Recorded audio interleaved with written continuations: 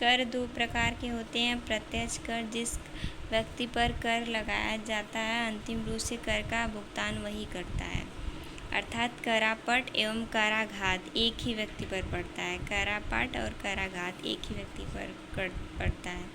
कर परिवर्तीकरण, tax shifting किस अन्य व्यक्ति पर नहीं होगा। आयकर टैक्स, इनकम टैक्स।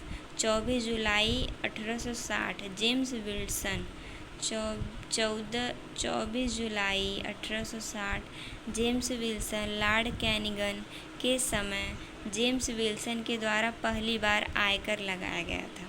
और 24 जुलाई 1860 में पहली बार कर लगाया गया था।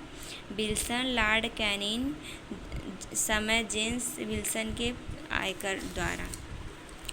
कंपैरेटिव टैक्स, निगम कर, कंपनियों के लाभ पर लगने वाला कर, निगम 1916-61 से शुरुआत हो गया था। वेल्थी कर, संपत्ति कर 1 अप्रैल 1957 समाप्त किया गया था। 2015-2016 के बजट में अनुजटिल इसे समाप्त कर दिया गया था। उपकार कर 1 अप्रैल 1958 में शुरू किया गया था, 1958 में इसे समाप्त कर दिया गया था। कैपिटल गेन टैक्स, पूंजी लाभ कर, क्रय लागत से अधिक कीमत पर बेचने पर जो लाभ होता है उस लाभ पर पूंजी लाभ पर लगाया जाता है। फ्रिंजिंग बेनिफिट टैक्स, नियोजक अपने कर्मचारियों को जो सुविधाएं देता है उन सुविधाओं पर जो टैक्स लगाया जाता है उसे फ्रिंजिंग बेनिफिट टैक्स कहते हैं। ये 1 अप्रैल 2009 में इसे समाप्त कर दिया गया था।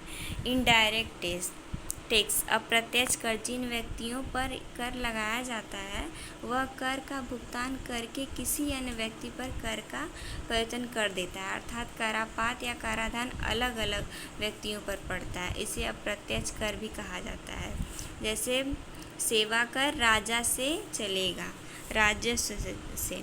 बीमा, शेयर, टेलीफोन, राजा से चेल्लिया की समिति, राजा से चेल्लिया की समिति के सुझाव पर जुलाई 1994 5% की दर पर सेवा लगाया गया। सेवर टैक्स लगाकर 1 जुलाई 2017 को जब जीएसटी लाया तो इसे फर्स्ट जीएसटी में शामिल कर दिया गया। बिक्री वैट, राज्यों की आय का सबसे बड़ा टैक्स तथा सजा जिले के समिति के सुझाव में वेल्ड शामिल सुझाव किया गया था, जो वेल्डिंग टैक्स मूल्य वर्धित कर है।